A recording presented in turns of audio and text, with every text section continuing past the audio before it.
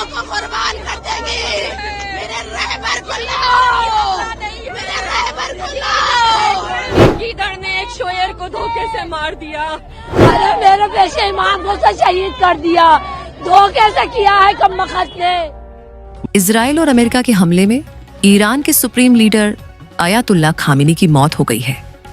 Iran cabinet ने खामिनी की मौत पर 40 दिन के राष्ट्रीय शोक का ऐलान किया है। खामिनी की बेटी, दामाद और पोती की भी मौत की खबर सामने आई है। इजराइल के प्रधानमंत्री बेंजामिन नेतन्याहू अमेरिकी राष्ट्रपति डोनाल्ड ट्रंप ने शनिवार देर रात दावा किया था कि खामिनी का खात्मा हो चुका है। ईरान के स्थानीय मीडिया की माने तो खामिनी की मौत शनिवार सुबह हुए अमेरिकी इजराइल हमलों में ही हो गई थी। इजराइल और अमेरिका के जॉइंट ऑपरेशन में ईरान पर शनिवार सुबह हमला किया गया था। ईरान की फार्स न्यूज एजेंसी की रिपोर्ट के अनुसार सुप्रीम कमांडर खामने की शनिवार सुबह सुबह मौत हो गई थी। खामिनी सुबह अपने ऑफिस में थे, इस बात से बेखबर कि इजराइल और अमेरिका हमला करने वाले हैं। नेतन्याहू को पता था कि खामने कहाँ है, इसीलिए उनके घर, ऑफिस और ईरान के राष्ट्रपति भवन के पास हमला किया गया। हमला हुआ तब खामने अपने घर में बने ऑफिस में बैठे हुए थे। तभी मिसाइल आकर गिरी और सब कुछ तबाह हो गया।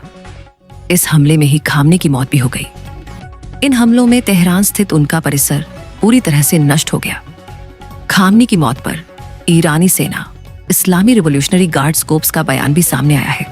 उन्होंने कहा कि हमने एक महान नेता को खो दिया और हम उनके शोक में बैठे हैं, जो अपनी रूह की पवित्रता, ईमान की ताकत, मामलों में दूरदर्शिता, अत्याचारियों के सामने साहस और अल्लाह की राह में जिहाद के मामले में अपने युग के अद्वितीय थे।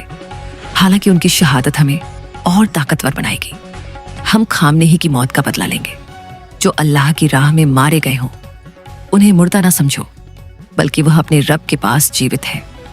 उन्होंने कहा कि इस्लामी रिवॉल्यूशनरी गार्ड्स कोर्प्स इस्लामी गणराज्य के सशस्त्र बल और विशाल जनवसीस अपने इस नेता की अनमोल विरासत की रक्षा के लिए पूरी ताकत के साथ अपने मार्गदर्शक के रास्ते को जारी रखेंगे और देश के खिलाफ आंतरिक और बाहरी साजिशों का मुकाबला करने और आक्रमणकारियों को सबक सिखाने के लिए अड़ग रहेंगे।